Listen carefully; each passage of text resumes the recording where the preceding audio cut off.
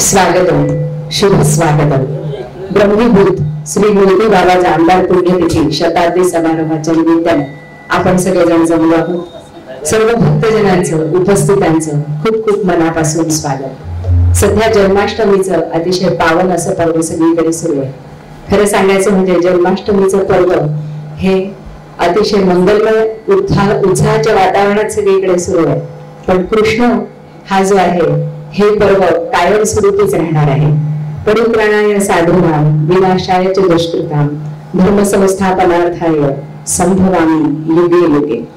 या भूतलावर जेव्हा जेव्हा अधर्म वाढतो तेव्हा अधर्माच्या विनाशासाठी मी अवतार घेतो.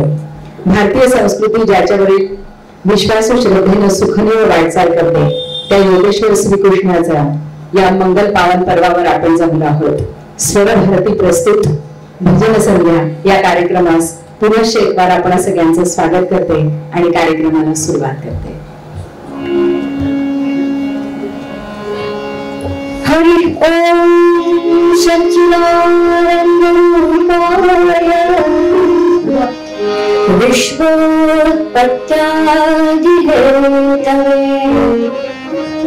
तापत्रय विनाशाय श्री कृष्णाय नमः.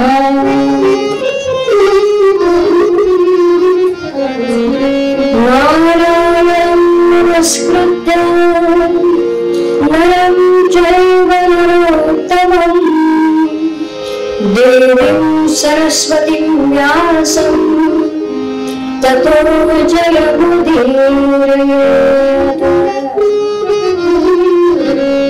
सर्ववेदान्त सिद्धान्त गोचरं तलगोचरं गोविन्दं परमानन्दं सद्गुरुं प्रणतोऽस्म्यहम्. वसुदेवसुतं देवं कंसचाणूरमर्दनं देवकी परमानन्दं कृष्णं वन्दे जगद्गुरुं. कृष्णं वन्दे जगद्गुरुं. कृष्णं वन्दे जगद्गुरुं.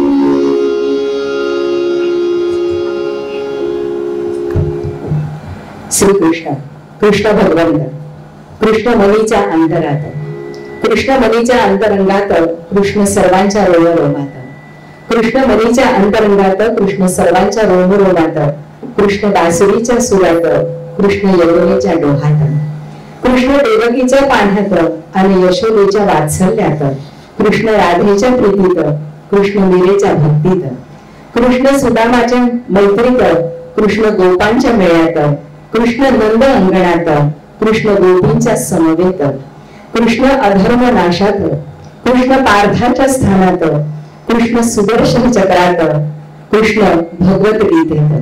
ध्याने मनी सर्वस्थानी, ध्याने मनी सर्वस्थानी कृष्ण लीला सदैव स्मरणी. ध्याने मनी सर्वस्थानी कृष्ण लीला सदैव स्मरणी. जन्माष्टमीच्या या महान पर्वाच्या दिनी ही शब्द फुले त्याच्या चरणी, ही शब्द फुले त्याच्या चरणी. पुनश्च एक बार सगळ्या उपस्थितांचं, भक्तजनांचं स्वागत करते आणि कार्यक्रमाला सुरुवात करूया. जन्म लियो रे कन्हैया विरज में बाजे बधैया. जन्म लियो रे कन्हैया विरज में बाजे बधैया. जन्म लियो रे कन्हैया विरज में बाजे बधैया.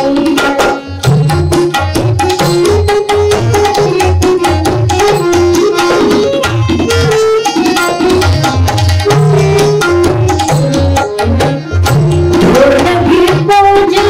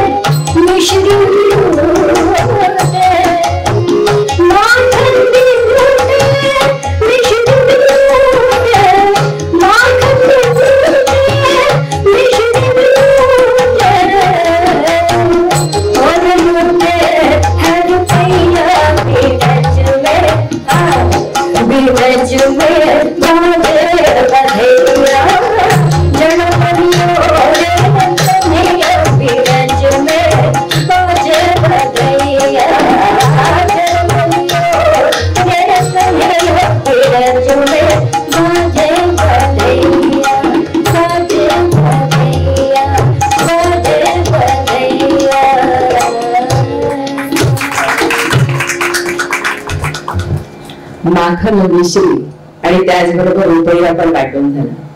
ब्रह्मा विष्णू महेश सगळ्यांनाच आनंद झाला.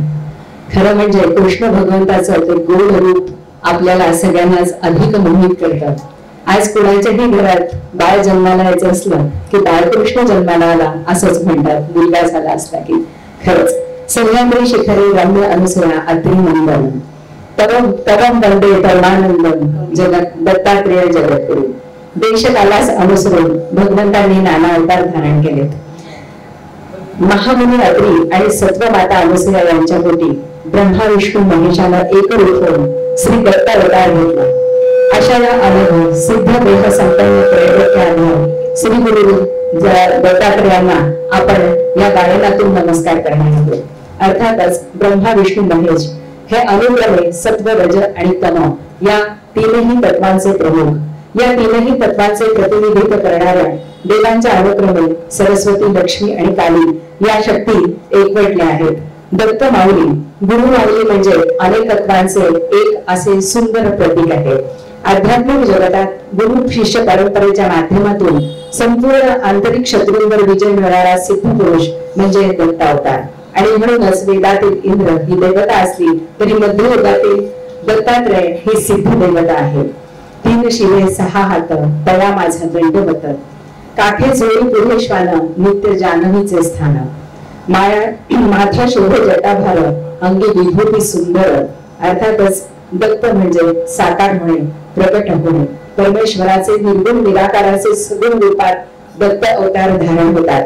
हातातील झोळी इतरांकडून फक्त ज्ञान मिळवीत राहा असे सुंदरसे प्रतीक रूपाने येतात. कंठी दिगंबरा दिगंबरा श्रीपाद वल्लभ दिगंबराच्या नाम जपाची रुद्राक्षमाळा. या सगुण रूपाचं किती वर्णन करावं आणि किती नाही हे असं मोहक रूप बघण्यासाठी आजची भजन संध्या इथे सजली आहे. स्वर ताल लय अशा सुंदर आणि आपल्यासारखे सगळे श्रवण करणारे भक्तजन चला तर या सगुण रूपाचं या सूर तालयांच्या माध्यमातून दर्शन घेऊया. सगुण मूर्ती मनोहर स्वामी माझा दिगंबर. सगुण मूर्ती मनोहर स्वामी माझा दिगंबर. मुखे नारायण उच्चार मुखे नारायण उच्चार. दत्तात्रय माझा दत्तात्रय माझा. सगुण मूर्ती मनोहर स्वामी माझा दिगंबर. सगुण मूर्ती मनोहर स्वामी माझा दिगंबर.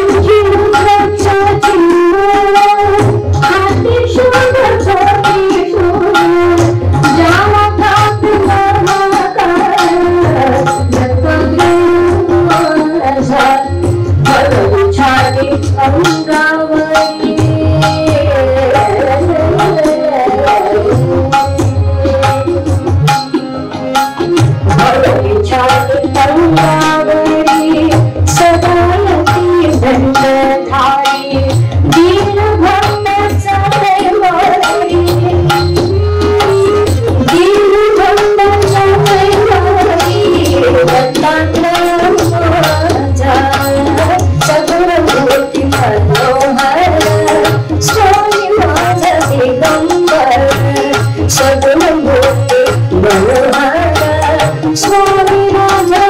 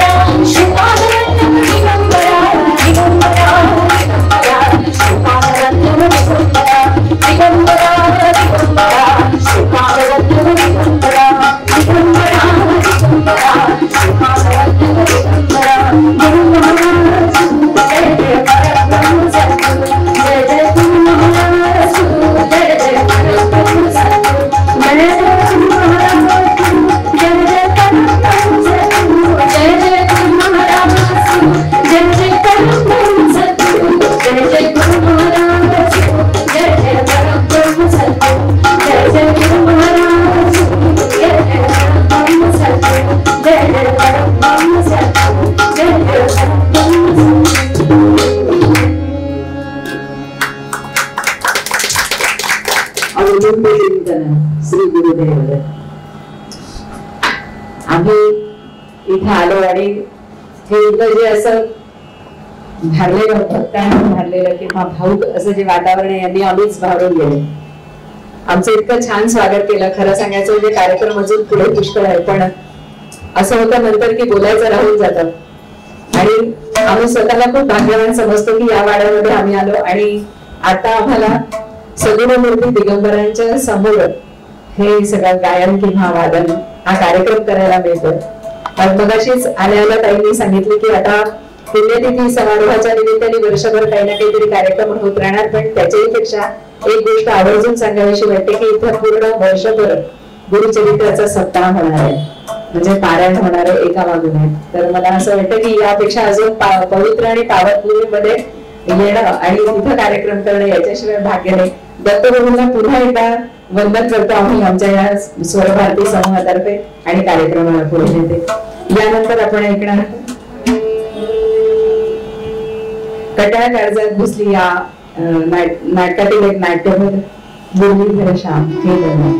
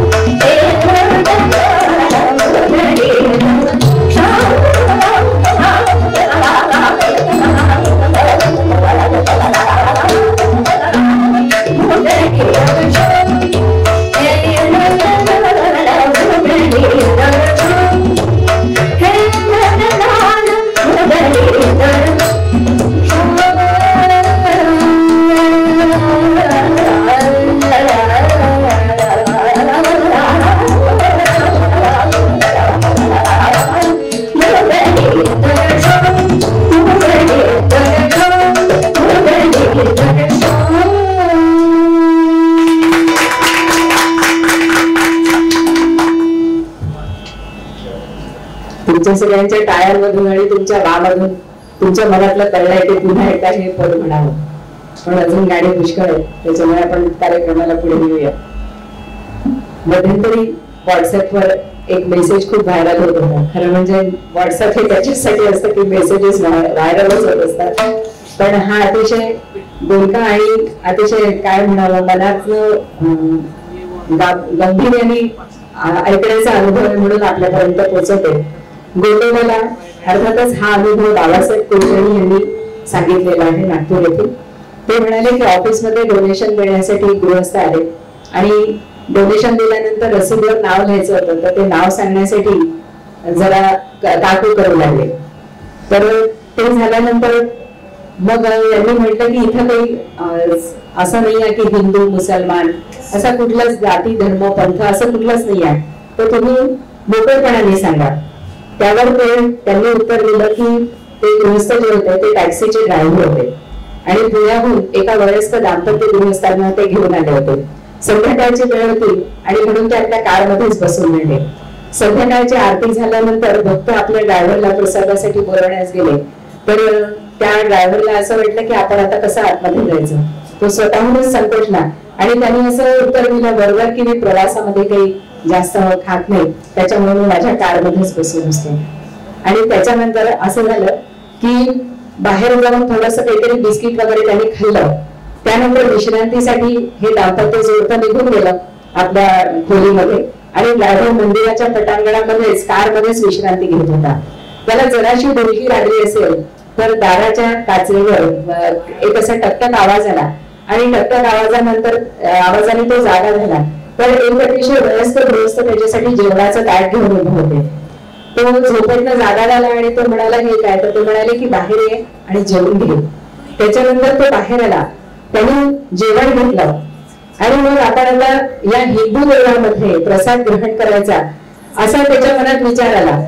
पण इतक्या रात्री आपल्याला कोणी बघणार नाही, त्याच्यामुळे या म्हातारा बाबांना आणून दिलेलं जे जेवण आहे ते आपण जेवून घेऊ असं म्हणून तो जेवला आणि ते ताट त्यांनी तिथल्याच एका ठिकाणी ताट वाटी भांडे ठेवून दिलं.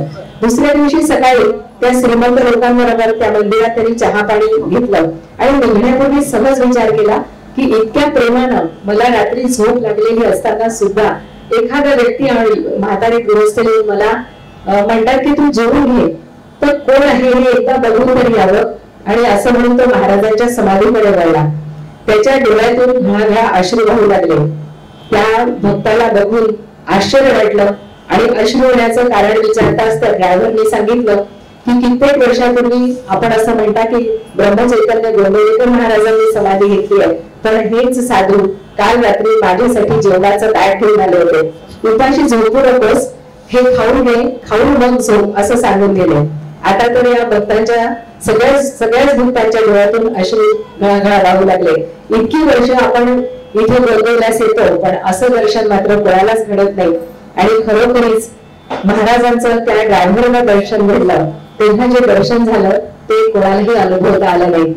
प्रसंग हा खूप वेगळा आहे, पण खऱ्या अर्थानं एकच गोष्ट सांगावीशी वाटते की जिथं कुठे संतांची कृपा होते तिथं फक्त मानवतेच्या दृष्टिकोनातून माणुसकीच्या दृष्टिकोनातूनच फक्त भक्तांकडे बघितलं जातं आणि भक्तही तितकाच सच्चा असावा लागतो. याचंच हे उदाहरण आहे. ऐकूया यानंतरचं फळ वैष्णवीच्या स्वरात.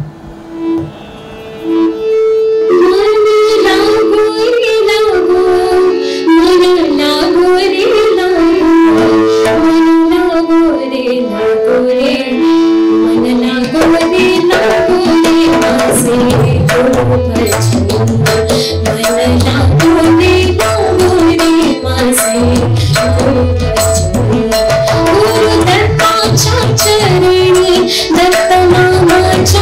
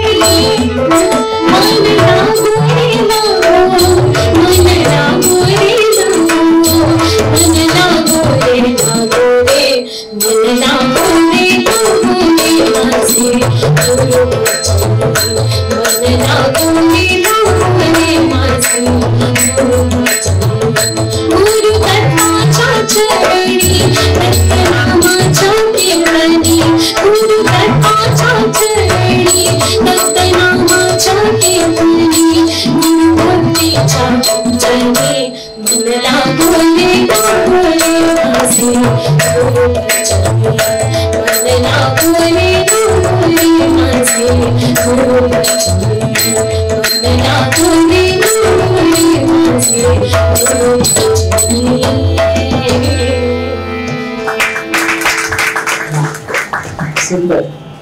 नेहाताईंची शिष्य आहे ही पहिली वैष्णवीची आणि इतके दिवस आम्ही फक्त नुसतं वैष्णवीच्या आवाजात असंच म्हणत होतो.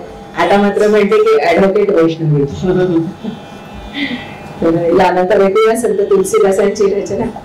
त्यापूर्वी एक छोटासा प्रसंग सांगते. एका घराला आपण जे म्हणत असतो की घराघरामध्ये संस्कार झाले पाहिजे आणि प्रभू रामचंद्रांचं श्रीकृष्णाची कुठली तरी कथा काहीतरी त्याच्यातनं बोधकर असं रोज काहीतरी सापडलं पाहिजे. तर एका घरामध्ये एक छोटासा मुलगा वावरत असतो आणि त्याला आजी आजोबा आई बाबा काका काकू जॉईंट फॅमिलीतलं घर असतं. कारण आजकाल जॉईंट फॅमिली असणं हेच खूप कठीण झालेलं आहे. तर तिथं त्या घरामध्ये एक नवीन पद्धत मला बघायला मिळाली की ते काका जे होते ते आरती करत होते आणि आरती करत असताना ते घरातल्या प्रत्येक व्यक्तीला आरती ओवाळायला द्यायची. ही एक नवीन पद्धत मला बघायला मिळाली. आणि दुसरी गोष्ट म्हणजे त्या आपण जसं आरती झाल्यानंतर म्हणतो की गजानन महाराज की जय किंवा श्रीकृष्ण भगवान की जय, प्रभू रामचंद्र की जय, त्याच्यानंतर त्यांच्या घरी भारत माता की जय असं म्हणायचं. आणि हा मुलगा जो होता छोटासा हा शाळेत जायला लागला होता. तर त्याला भारत माता की जय आणि जनगण मन हे राष्ट्रगीत हे त्याला शिकवलं गेलं होतं. तर ते भारत माता की जय म्हणल्यानंतर तो राष्ट्रगीत म्हणायला लागला आणि मग घरातली सगळी मंडळी अगदी स्तब्ध उभी राहायची आणि मग पुन्हा भारत माता की जय म्हणायची. तर मला असं म्हणायचंय की जे संस्कार आहेत ते लहानपणापासूनच म्हणजे आरतीचं पद्धत जरी एकाच जण आरती करतोय तरी प्रत्येकाला ते औक्षण करायला देणं ओवाळायला देणं हा आहे की जे माझं कुटुंब आहे त्यातल्या प्रत्येकाला तो अधिकार आहे त्या ईश्वरापाशी त्याचं औक्षण करण्याचा, त्याला ओवाळण्याचा. आणि सगळ्यात महत्वाचं म्हणजे ज्या भारत मातेच्या कुशीतून आपण जन्माला आलो तिचं आपण देणं लागतो. तर सगळ्या देवदेवतांचं नमन झाल्यानंतर जय जयकार झाल्यानंतर भारत मातेचं जय जयकार करणं खूप आवडतं आणि ते आपल्यापर्यंत पोहोचवलं. ऐकूया संत तुलसीदासांची रचना.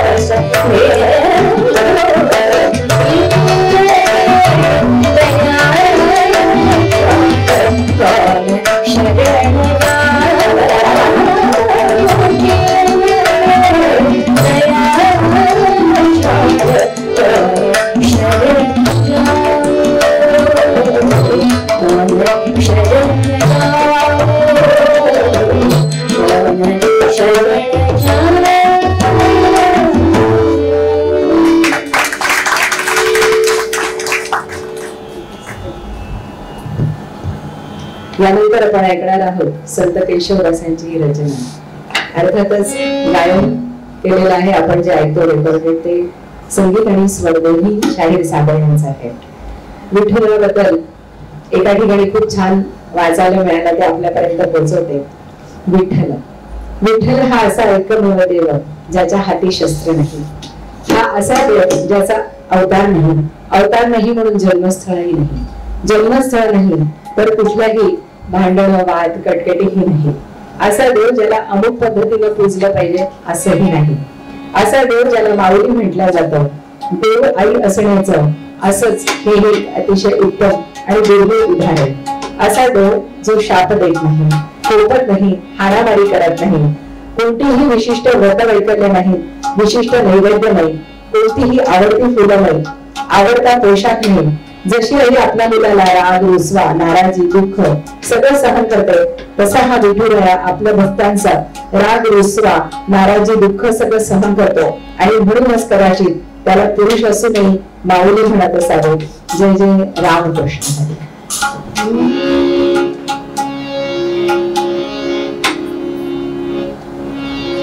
विठ्ठल विठ्ठल विठ्ठल विठ्ठल विठ्ठल विठ्ठल विठ्ठल विठ्ठल विठ्ठल विठ्ठल विठ्ठल विठ्ठल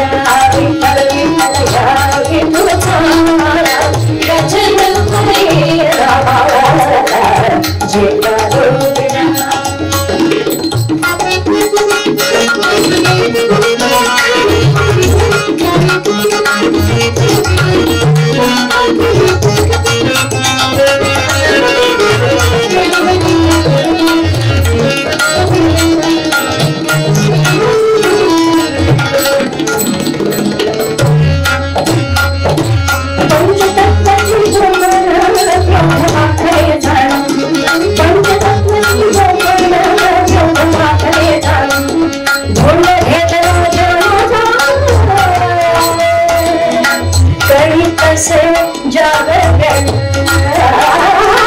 केशवदास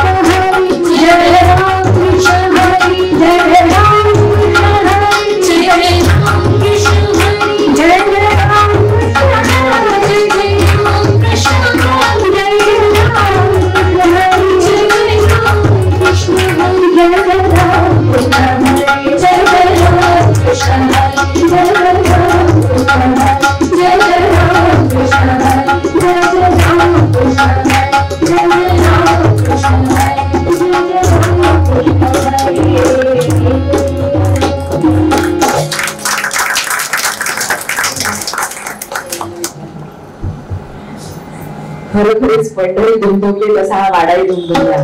आणि असं म्हणतात ना की भक्तीची जी खरी उदाहरण आहे त्यांनी इथे जे आनंदी वातावरण तयार होतं त्यांनी आपल्या मनातल्या सगळ्या नकारात्मक विचारांचा निचरा होऊन जातो. आणि या नामघोषामध्ये आपण जे सगळेजण सामील झालो तर त्याच्यासाठी मला असं वाटतं की आपण सगळेजण आपल्यासाठी सुद्धा एकदा टाळ्या वाजवून घ्याव्या. कारण या सगळ्या संतांच्या मेळ्यामध्ये यांचं सुरतालेखनी आपण नकळत सामील झालो होतो. म्हणजे आपण नामघोषात सामील होणं हे आपलं जसं भाग्य आहे तसं आपण थोडं थोडं का होईना यांच्या बरोबर पुण्य मिळवलेलं आहे. यानंतर संदीप गणांच्या स्वरामध्ये आपण एक छानशी अभंग एक भजन ऐकणार आहोत.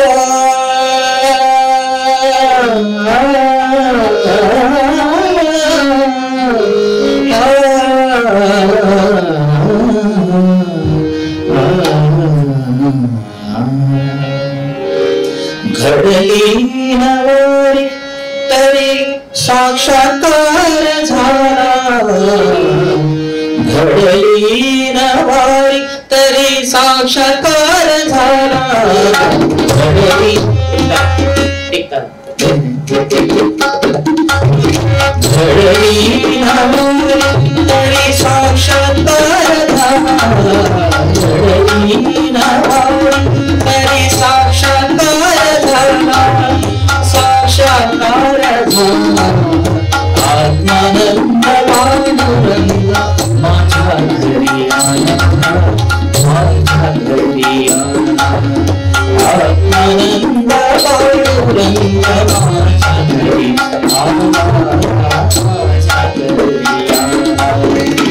घडली नवारी तरी साक्षात्कार झाला घडली नवारी तरी साक्षात्कार झाला साक्षात्कार झाला आत्मानंद पांडुरंग माझ्या घरी आला माझ्या घरी आला आत्मानंद पांडुरंग माझ्या घरी आला माझ्या घरी आला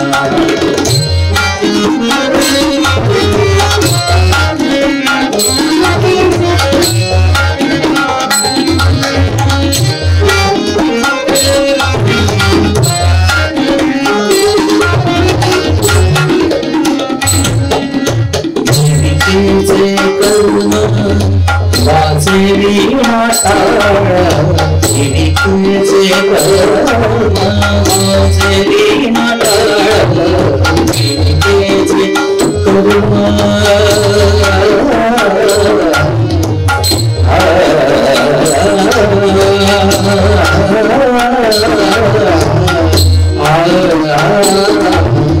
जीविकेचे कर्म वाचेली नाटाळ जीविकेचे कर्म वाचेली नाटाळ भावनाचेच मोठी तुळशीची मान भावनाचेच मोठी तुळशीची मान कर्तव्याच्या चंदनाचा कर्तव्याच्या चंदनाचा टिळा दिला कर्तव्याच्या चंदनाचा टिळा दिला आत्मानंद पांडुरंग माझ्या घरी आला माझ्या घरी आला आत्मानंद पांडुरंग माझ्या घरी आला माझ्या घरी आला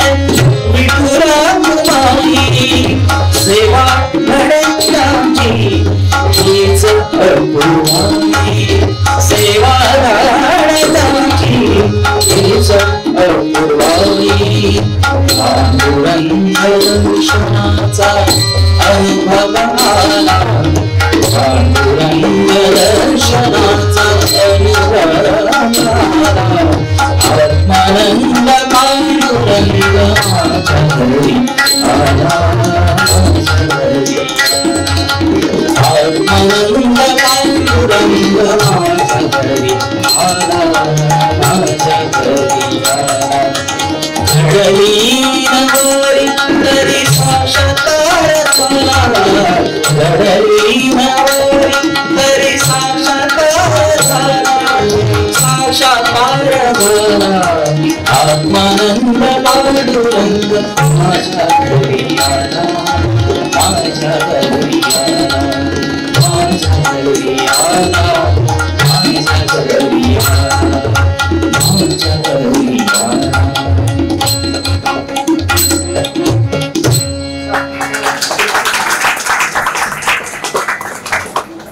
संदीप दादा काय म्हणतात?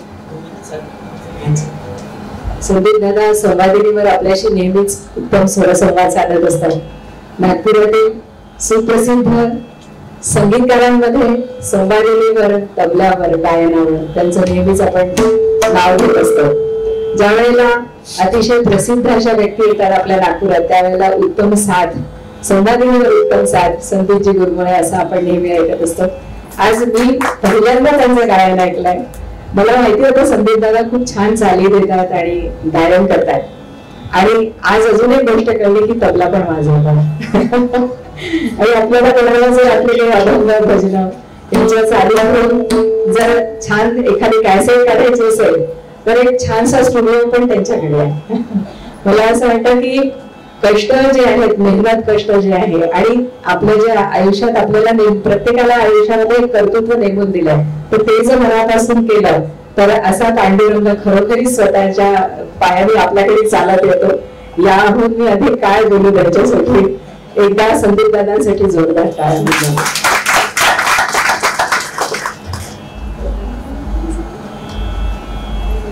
आता आपण दत्त संप्रदाय मधील जे म्हणजे श्रीपाद श्री दत्त अवतारामधील श्रीपाद श्री वल्लभ, त्यानंतर नरसिंह सरस्वती स्वामी महाराज आणि स्वामी समर्थ, या संपूर्ण जगतामध्ये जिथे जिथे कुठून कुठे दत्त माऊली जर असतील तर या कुठल्या ना कुठल्या रूपात ते वावरत असतात। आणि प्रत्येक वेळेला एकच गोष्ट लक्षात घ्यावी लागते की नाम जप साध्य यांनी जसं साध्य होतं तसं आपल्या आयुष्यातलं कर्तव्य, त्याचबरोबर आपलं आचरण, या सगळ्यांचा एकत्रित मेळा असा जो आहे तो दत्त भगवंतामध्ये आपल्याला बघायला मिळतो। ऐकूया दत्त नामाचा महिमा।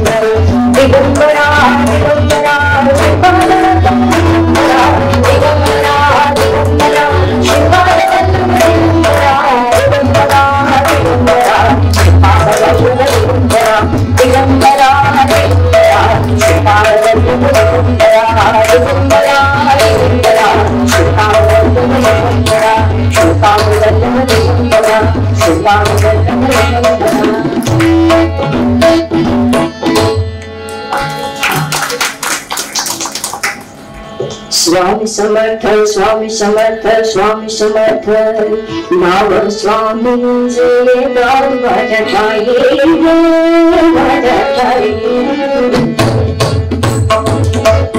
नाव स्वामी जे गाव भजताई मन लक्ष्य भगवानेगा जाई मन लक्ष्य भगवानेगा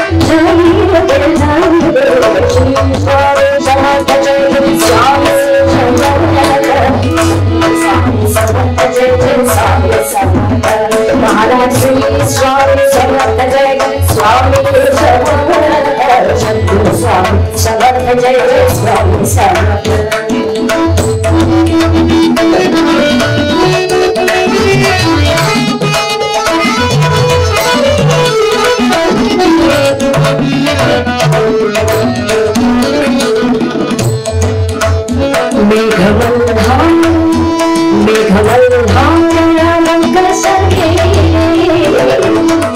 समर्थ स्वामी समर्थ स्वामी समर्थ मेघमल्हार राम कसरे जब पावस स्वामी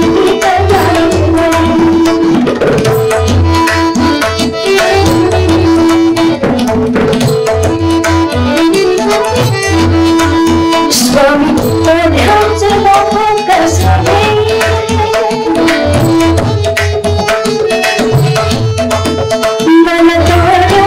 स्वामी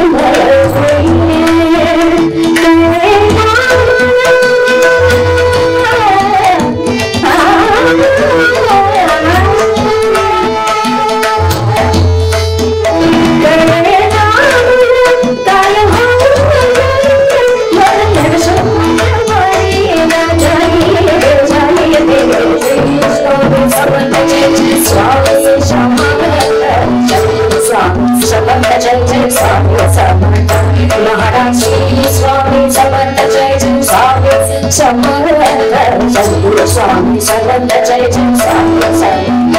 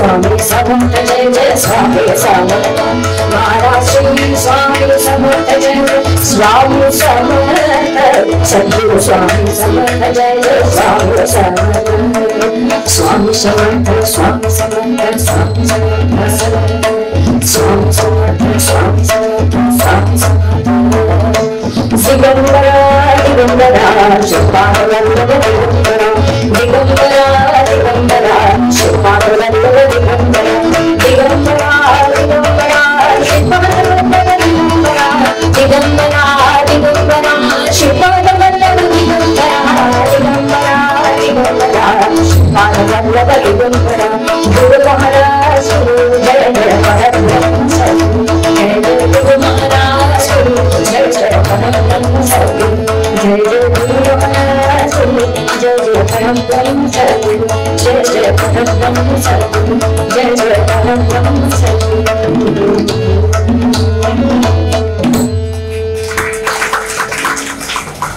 एका मागोमागे दत्त भगवंताची गाणी गाऊन आपल्याला नरसोबावाडी आणि सगळ्याच तीर्थस्थानांचं दर्शन घडवलं. नेहाताईंनी त्यांच्या म्हणजे पहिलं गाणं घेतलं आणि मग नंतर मध्येच मला विचारलं की लगेच याला लागून दुसरं गाणं घेऊ का. मी काय बोलणार. खरं सांगायचं म्हणजे मला असं वाटलं की आज निवेदनाची गरजच नाही आहे. नेहाताई MSc आधीच्या MSc झाल्या, त्याच्यानंतर त्याचा छोटासा जीवन प्रवास तुम्हाला सांगते आणि त्याच्यानंतर गाण्याची विशेष आवड नाही असं त्यांचं म्हणणं आहे. म्हणजे त्यावेळेला नव्हती, पण नंतर मात्र गायनाची आवड जी निर्माण झाली त्याच्यातनं MA संगीत नागपूर युनिव्हर्सिटीच्या दोन्ही याच्यामध्ये त्या टॉपर आहेत. एकदा जोरदार टाळ्या. आकाशवाणीच्या B+ ग्रेड आर्टिस्ट आहेत, त्याचबरोबर अलंकार संगीत अलंकार आहेत. आणि सगळ्यात महत्वाचं म्हणजे जर तुम्ही त्यांच्या घरी गेलात तर अनेक विद्यार्थी शास्त्रोक्त संगीताचे सुगम संगीताचे गायन आणि धडे दोन्ही घेत असतात. ताईंचा रियाज हा त्यांच्या एका छोट्याशा खोलीत होत असतो हे मी नेहमी बघितलेलं आहे. मी जेव्हाही जाते तेव्हा एका कोपऱ्यात बसून त्या रियाज करत असतात. खरं सांगायचं म्हणजे नेहाताईंबद्दल मी काय बोलावं. आणि संदीप दादा आणि निलेश खोडे तबल्यावर उत्तम साथ संगत करतायत. आमची पल्लवी वैष्णवी जी आहे ती पण आपल्या गायनाने छान छोटे छोटे रंग भरते. तर मला इतकंच म्हणावं असं वाटतं या सगळ्या मंडळींबद्दल की सरस्वतीनं कलाकारांच्या बोटांवर फुंकर घातलेली असावी तशी ही दोघं वादक मंडळी आहेत. आणि सरस्वतीनं आपल्या गळ्यातला जो कंठ आहे त्याच्यातला एक छोटासा का मणी होईना तो नेहा त्यांच्या स्वरांमध्ये घातलेला आहे. आणि म्हणूनच आज स्वर भारती प्रस्तुत हा आमचा छोटासा कार्यक्रम आपल्यापर्यंत आम्ही पोहोचवतो आहोत. अर्थातच यानंतर अजून काही छान भक्तिगीतं आपण घेणार आहोत. गुरुमाऊलींच्या चरणी ही सेवा आज अर्पण होते आमच्याकडून. ऐकूया यानंतरच मंदारमाला या नाटकातील पद.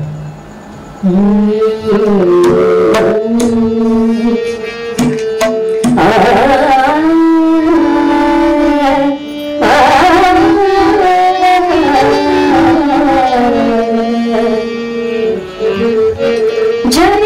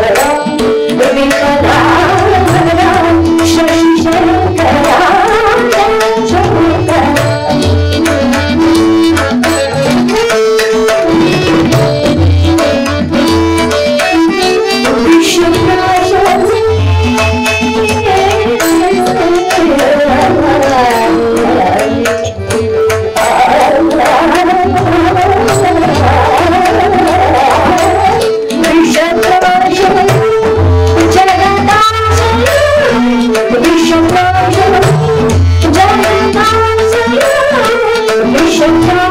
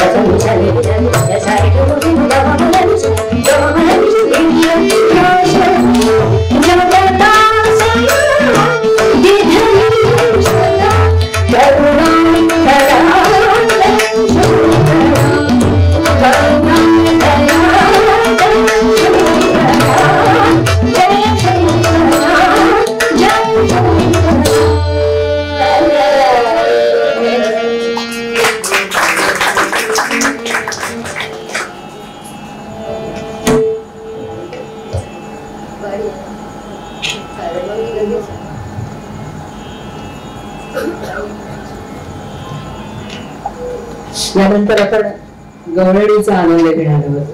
संत एकनाथांची ही गवळण आणि अर्थातच वारी आणि कुंडलधान आपल्या सगळ्यांच्या आवडीची, सगळ्यांच्या माहितीची असलेली.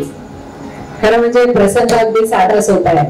यशोदा मैयाने राधिकेला भेटायला श्रीकृष्णाला मनाई केली आणि मग या राधेला करमत नाही आणि करमत नाही म्हणून तिने काहीतरी पहाडा केला आहे आणि ती एका टोपलीमध्ये काही फळं घेऊन निघाली आणि फळं घेऊन निघाली असताना सर्वप्रथम नंदबाबाच्या त्या गोठ्यामध्ये आली. त्या गाई वासरांच्या मधून चालत असताना तिच्या कानातले कुंडल घालताय. असं साधा प्रसंग जो आहे त्या प्रसंगाचं अतिशय उत्तम असं वर्णन संत एकनाथ महाराजांनी आपल्या या अभंगा गवळणीमध्ये केलेलं आहे. पण खरं सांगायचं म्हणजे याच्यात एक आत्मिक आणि आध्यात्मिक असा अर्थ जो दडलेला आहे की ही जी वारियाची जी कुंडल आहेत ही आपली विषय वासनेची आहेत आणि ही डुलत डुलत निघून जावी.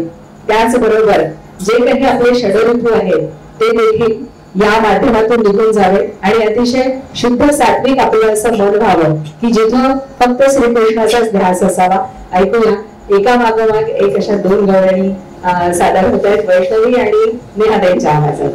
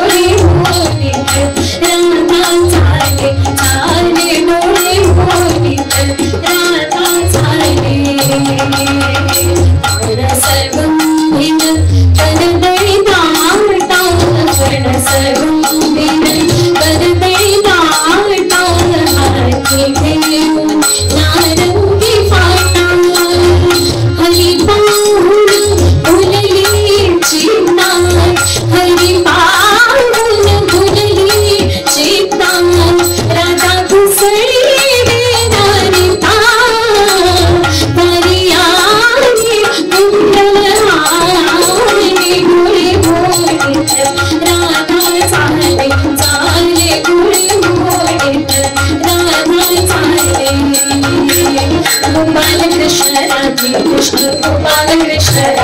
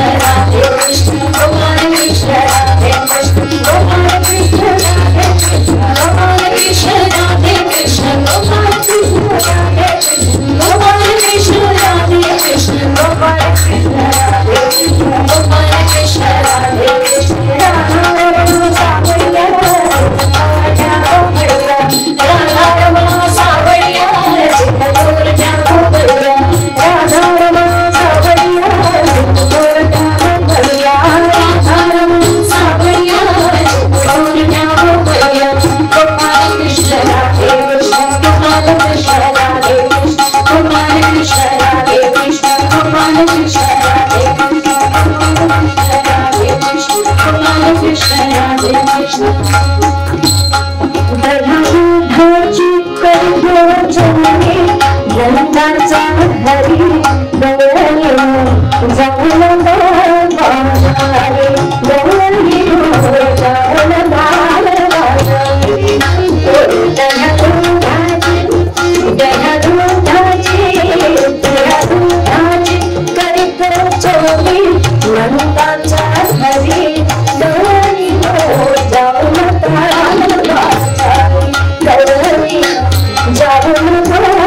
घरचा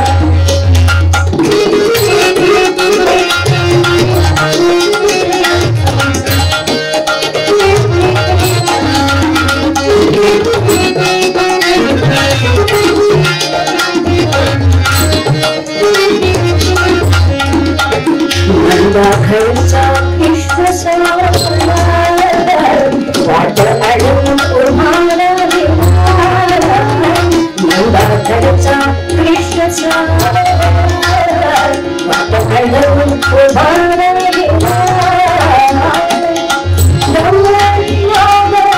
झळतो पाणी झळतो पाणी घट्टा गिरवागी गौरी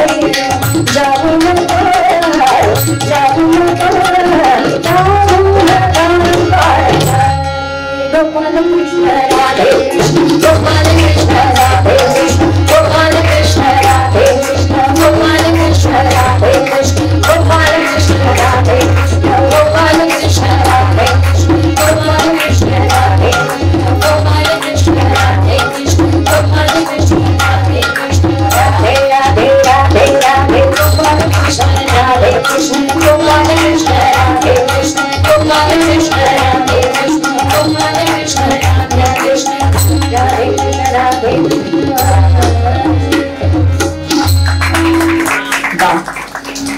अतिशय उत्तम असं गोकुळ आपण बघितलं. कृष्ण उतरतो रोज नभातून कालिंदीच्या तिरी, कृष्ण उतरतो रोज नभातून कालिंदीच्या तिरी, राधा येते शोधत तेथे दोघांची बासेल.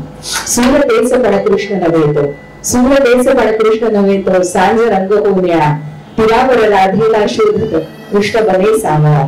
वाळूवरती कृष्ण शोधतो तिच्या सांडल्या हाका, वाळूवरती कृष्ण शोधतो तिच्या सांडल्या हाका, राधा राधा साल तळाला काळोखाचा ठेका.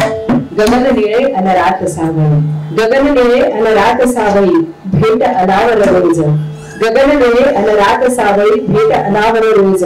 कृष्ण कृष्ण राधा राधा गात पसरते सांज, गात पसरते सांज. अशा या सुरम्य संध्याकाळी पुनश एक वार एका छानशा भक्तिगीताकडे वळणार आहोत. भैरवी चालेल ना घेतलं. भैरवीला आपल्या परंपरे संगीत परंपरेला अनुसरून कार्यक्रमाची साक्षता करीत आहे. एक होऊ द्या. बर संत तुकारामांचा पद्मनाभा नारायण.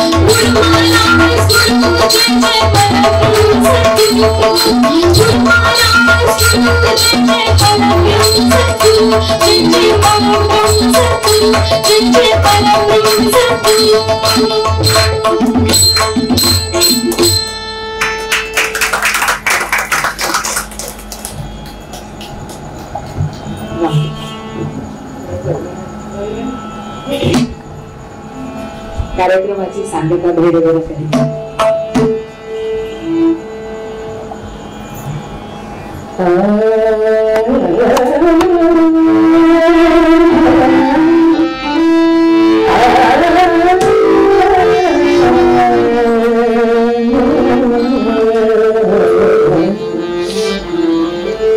कृपा सजा तुम्ही संकट कृपा सजा कृपा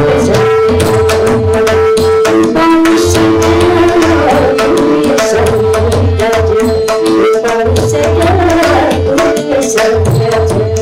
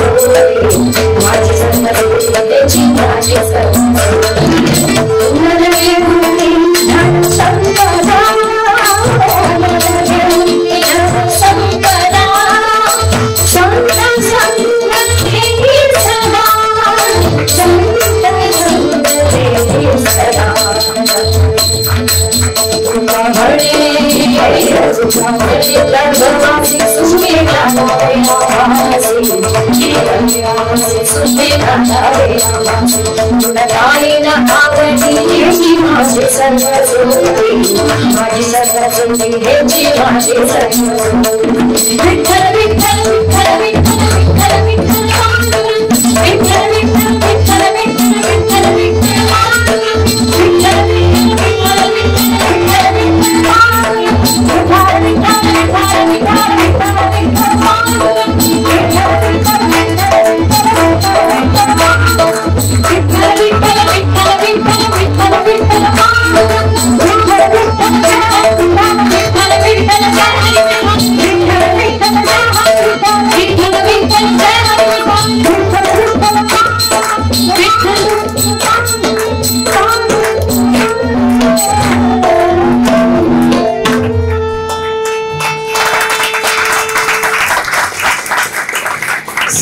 लाल लाईनी भक्तीची आणि श्रद्धेची जी काही ही फुलं या मंडळींनी गुंतली आणि आपल्या सगळ्यांच्या साक्षीने ही आपली भक्तीची ओंजळ भरली.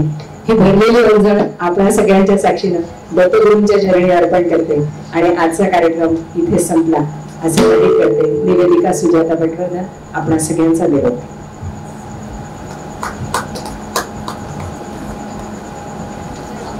सगळ्या जणांनी प्रसाद घेतल्याशिवाय जायचं नाही. या गोपाल कलेचा प्रसाद आहे.